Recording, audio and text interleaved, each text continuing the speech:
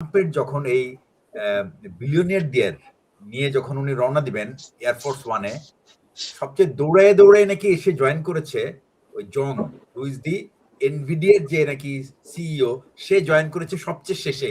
এবং একটা ডেসক্রিপশনে বলছে যে he came running just to catch the flight.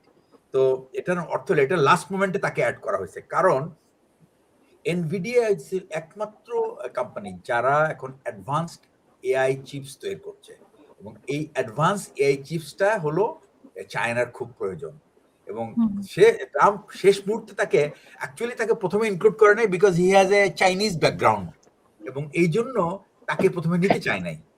He will not be, সে হয়তো বা চাইনিজদের পক্ষে সাইড চেঞ্জ করতে পারে, বা may not be very honest, but businessman তো বিজনেসম্যান।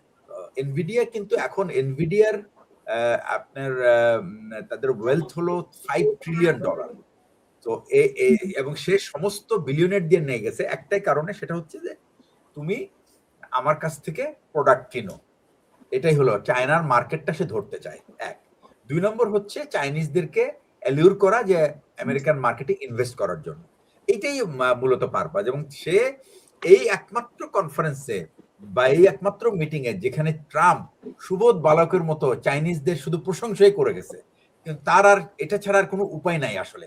কারণ আমেরিকার আপনার ইকোনমি হলো এখন $38 trillion deficit before the war.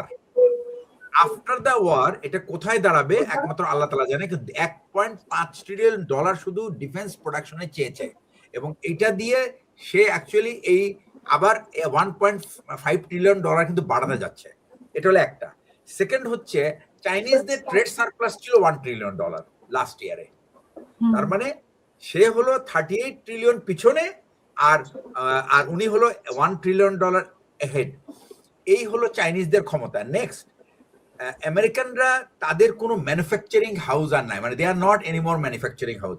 সারা বিশ্বের 60% প্রোডাক্ট, ম্যানুফ্যাকচারিং প্রোডাক্ট তারা তৈরি করে, এবং বলা হচ্ছে যে 3টা গ্রেট ইকোনমি, অর্থাৎ ইউএসএ, জার্মানি এবং জাপান, এই 3টা ইকোনমির যত প্রোডাকশন দরকার পড়ে এটা মিলে এটাও ছাড়িয়ে গেছে তাদের প্রোডাকশন ক্যাপাবিলিটি। এবং চাইনিজ ম্যানুফ্যাকচারিং এর হলো এখন জিডিপি হলো 25 to 30%। তো এইরকম একটা ইকোনমির কাছে তারপরেও আমি বলবো যে চায়না হলো ওয়ার্ল্ডে হলো সেকেন্ড ইকোনমি। ইউএস এর টোটাল ইকোনমির সাইজ হলো $33 ট্রিলিয়ন, চাইনিজদের হলো $20 ট্রিলিয়ন। আর ইউএস এর আপনার গ্রোথ হলো 2.5, আর চাইনিজরা স্লো ডাউন করার পরেও এটা 5.5, অর্থাৎ ডাবল। তার মানে যদি আপনার চায়না যদি আমেরিকাকে ধরতে হয়, তাহলে কিন্তু তাকে আর বেশি দিন ওয়েট করতে হবে না। সেকেন্ড পয়েন্ট হচ্ছে যে পারচেজিং পাওয়ার, যেটা পার ক্যাপিটা পারচেজিং পাওয়ার যেটা, সেটাতে কিন্তু তারা আমেরিকাকে ছাড়িয়ে গেছে। পারচেজিং পাওয়ার টোটাল আপনার ক্যাপাবিলিটি হলো $40 ট্রিলিয়ন চাইনিজদের, আর আমেরিকানদের হলো $30 ট্রিলিয়ন। তার মানে এটা তারা এটা চলে। শুধু একটা জায়গায় চাইনিজ পুরো টেকনোলজি একটা জায়গায় শুধু পিছিয়ে আছে, সেটা হচ্ছে অ্যাডভান্সড সেমিকন্ডাক্টর। এই অ্যাডভান্স সেমিকন্ডাক্টর ফিল্ডে যদি, এবং এখানে চাইনিজদের ইনভেস্টমেন্ট হলো $1 trillion in the research project. আমি এর আগের একটা ভিডিও আমি দেখেছিলাম আপনার জেফ্রি স্যাক্সের, প্রফেসর জেফ্রি স্যাক্স, কলম্বিয়া ইউনিভার্সিটি। সে বলেছে চাইনিজরা $2.5 trillion is their manufacturing research house. $1 trillion শুধুমাত্র আপনার এআই চিপস এর জন্য, আর $2.5 ট্রিলিয়ন হলো ম্যানুফ্যাকচারিং ফিল্ডে। whereas আমেরিকার কোন রকম রিসার্চ ইনভেস্টমেন্ট নাই এই মুহূর্তে। এই যদি অবস্থা হয়, তাহলে তো সে তার কাছে গিয়ে তো হাত জোড় করে বসে থাকবে, সুবোধ বালকের মতো কথা বলবে। Some says you are the greatest leader, I also say you are the greatest leader of the world. তো এখন কিন্তু সে ওই তাইওয়ানের কথাও বলে না, আর ওই ইরানের কথাও বলে না। সে কিন্তু এই সমস্ত কথা সব বাদ দিয়ে সবকিছু, এবং সারা পৃথিবী, ট্রাম্প যখন সবার উপর ট্যারিফ ঝাড়লো, চায়না কিন্তু কিছু বলে নাই, চুপচাপ ছিল। সে ট্যারিফ দিছে 50%, চাইনিজরা ওইটা আবার 50% কভার আপ করে দিছে। কারণ যে ভাই আমি আরেকটা জিনিস অ্যাড করতে যাচ্ছি, যে ভাই আমি একটা জিনিস অ্যাড করতে যাচ্ছি, যে এতদিন ডোনাল্ড ট্রাম্পই বলেছিল যে এআই চিপস চায়নাতে পাঠাবে না, because it's a security concern এবং ন্যাশনাল সিকিউরিটি এবং মিলিটারি সিকিউরিটি কনসার্ন। এখন নিজেই এই এআই চিপসকে বিজনেস করার জন্য চায়নাতে অ্যাপ্রোচ করছে। কিন্তু চায়না এখনো, আমি জানি না চায়না কিনবে কি কিনবে না, কারণ চাইনিজরা তাদের রিসার্চ রেজাল্টের জন্য অপেক্ষা করবে এবং তারা, আমার মনে হয় না, এবং এইখানে যদি তারা ক্যাচ করতে পারে তাহলে কিন্তু আমেরিকানদের পুরো চারটি পার্টি ক্লোজ, ঠিক আছে? তো এখন এই মুহূর্তে চাইনিজ এআই, দেয়ার আর 6,200 এআই কোম্পানিজ, যারা হলো মানে মানে this is the size of Chinese AI companies. 62 লক্ষ মানুষ এই এআই ইউজ করে চায়নাতে। তো এই, এবং তাদের এআই সাইজ অফ এআই এর যে ইকোনমিটা, এটার size is something like $250 billion. এবং এইরকম একটা ইকোনমির সাথে আপনি কোনোভাবেই পেরে উঠবেন না। এটা তো হলো একটা সাইড। সেকেন্ড হলো, তারা মিলিটারি টেকনোলজিতে তারা যে এতদিন চুপে চুপে যে সমস্ত রিসার্চ করছিল সেগুলি কিন্তু তারা এতদিন দেখায় নাই।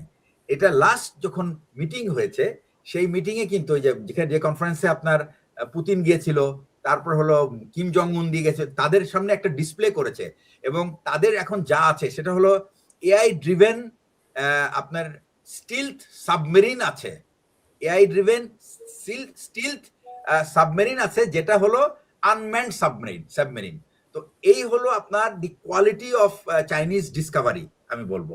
তো এইখানে এখন আর কিছুদিন পরে, এখন কিন্তু আমি জানি যে চায়নার পিছনে কিন্তু লাইন লেগে যাবে আপনার সমস্ত আপনার তাদের টেকনোলজি কেনার জন্য বা তাদের আর্মামেন্টস কেনার জন্য। কারণ চায়না দুইটা যুদ্ধে তাদের কিন্তু টেকনোলজিক্যাল সুপিরিয়রিটি এটা প্রমাণ করেছে। এক হচ্ছে ইন্ডিয়া পাকিস্তান সিন্ধুর যুদ্ধের সময়, আর সেকেন্ড হচ্ছে আপনার হলো ইরান ওয়ারে। এখন যে চমকটা ইরান ওয়ারে দেখাচ্ছে সেটা হচ্ছে সাডেনলি F-35 স্টিলথ যখন ফ্লাই করার কিছুক্ষণের পরে কিন্তু তারা একটা মানে জেনারেল ইমার্জেন্সি সিগন্যাল দিয়ে তারা are coming back to from the mission. এটার মানে হলো there is something happening with the jamming system, যেটার কারণে ফ্লাইটে ওই সিগন্যাল, ডেঞ্জার সিগন্যালগুলি লাইট আপ করে, এবং যার ফলে পাইলট কোনো কিছু না বুঝে is leaving the mission and coming back. এটা কিন্তু তারা ফাইন্ড আউট করার পর আমি শিওর যে এই টেকনোলজিটা হবে চাইনিজদের সেই জ্যামিং টেকনোলজি, যে জ্যামিং টেকনোলজির এতদিন যে তারা বলছিল যে F-35 কে ইভেন ডিটেক্ট করা সম্ভব না, এটা আমার মনে হয় দে হ্যাভ ব্রোকেন দিস কি, এবং এটা তারা আমি বলে ক্র্যাক করছে, এবং এই ক্র্যাকের ফলে কিন্তু আজকাল এখন কিন্তু আমেরিকানরা কিন্তু দে আর স্কেয়ার্ড। এছাড়াও যে আগামী যুদ্ধে আর চাইনিজদের দুটো, মানে ইরানের দুইটা খুব বড় বড় দুইটা এগ্রিমেন্ট আছে। একটা হলো চায়নার সাথে ফর 25 ইয়ার্স, আর একটা হলো রাশিয়ার সাথে 25 ইয়ার্স। এবং এই দুটো এগ্রিমেন্ট থাকার পরে ইরানের আমার মনে হয় আর কাকে ফেস করবে তারা, এটা নিয়ে তাদের আর চিন্তার কোনো কারণ। এবং তারা কিন্তু বলেছে যে the more surprises will be coming, you have not seen anything। এবং পেন্টাগনের এস্টিমেট হচ্ছে 70% missiles and ballistic missiles and local missiles all are intact, এবং তাদের launching pad is also intact. এবং সবচেয়ে মজার ব্যাপার কি, এতদিন ট্রাম্প কিন্তু বলে এসেছে তারা এয়ারফোর্সকে শেষ করে দিছে, কিন্তু এখন কি দেখলেন, এয়ারফোর্সের সব প্লেন কিন্তু সব পাকিস্তান নিয়ে চলে গেছে। দে আর, দ্যাট মিনস ট্রাম্পের এইগুলি যে ছিল বোগাস, এটা কিন্তু তার একটা প্রমাণ। তো এই অবস্থায় এখন ট্রাম্পের আর একমাত্র হাত জোড় করে ওই ইয়ের সাথে, শি জিনপিংয়ের সাথে, মানে তার কাছে, মানে আমরা তো দেখলাম খুব নরম ভাবে কথা বললো, প্রশংসা তো করেছে। এর আগে কোনো ইভেন্ট সে ইউরোপে গিয়ে কোনো বিষয়ে আর্গুমেন্ট নাই তার, যে পরিমাণ উদ্ধত আচরণ দেখিয়েছে এই ক্ষেত্রে কিন্তু কমপ্লিটলি। আর একটা জিনিস হলো, এলন মাস্ক কিন্তু সারা পৃথিবীর সবাইকে কিন্তু মক করতো, কিন্তু একমাত্র চাইনিজ শি জিনপিং নিয়ে কোনোদিন সে মক করে নাই, বিকজ টেসলার 50% পার্টস হলো চায়নাতে তৈরি হয়, and it comes and gets fitted in America. আইফোনের 60% ইকুইপমেন্ট ইজ ইন আমেরিকা, তো সরি ইন চায়না, তৈরি হয় চায়নাতে। তো তার সাথে তো পাঙ্গা নেওয়ার কোনো প্রশ্নই আসে না। তো এই হলো আপনার, এইটার কারণেই হলো কি, এবং সে কিন্তু এবারে গেছে কিন্তু কাদেরকে নিয়ে, সব বিলিয়নিয়ারদেরকে নিয়ে গেছে, এই টিম কুক, তারপরে হচ্ছে আপনার ইলন মাস্ক, তারপরে এই জংকে নিয়ে গেছে, যে যেন সে চায়নার কাছ থেকে কিছু অর্ডার নিয়ে আসতে পারে। এখন আমি জানি না এটার আউটকাম কি, চায়না কি অর্ডার দিবে না দিবে সেটা অপেক্ষা, he has to wait for that. তো এই বলে আমি আপাতত আমি এই